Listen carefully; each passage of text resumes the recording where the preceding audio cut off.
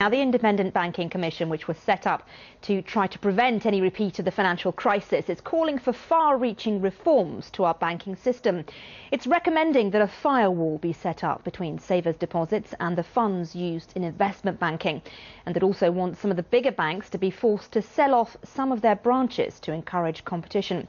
Well, let's take a look now at how banking stocks have fared today. And most of them, apart from HSBC, have done very well. As you can see behind me there, Lloyds, Royal Bank of Scotland and Barclays all winners on the London market today. Well, let's talk now to Professor Chris Roebuck. He's an independent banking expert and joins us now. Chris, thanks for joining us. Thanks. A good result for banks today, do you think? I think the banks will be reasonably happy that this is a starting point for the discussions that will move towards the final report.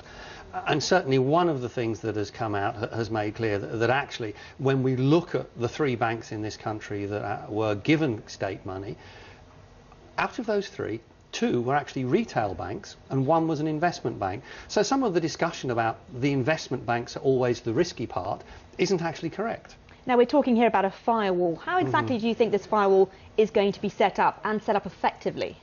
Well, the principle is that what you'll do is you'll effectively have two separate legal entities. The investment bank will be one, the retail bank will be another, and if the investment bank fails, then there's no requirement for there to be any support. And the other factor that is important is that there is the suggestion that the retail bank will put money aside for a rainy day so that they're also safe in case something happens.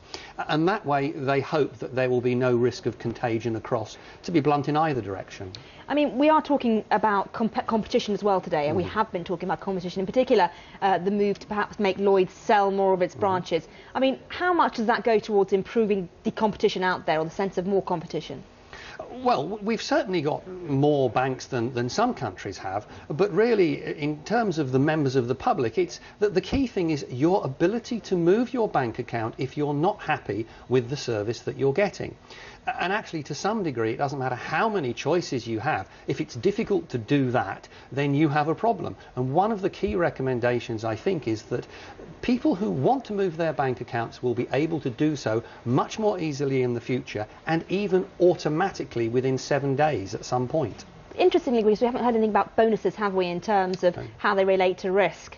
No, and I find that that's an interesting factor as well, because all the politicians have consistently told us that it's bonuses that cause the crisis, it's bonuses that create the risk.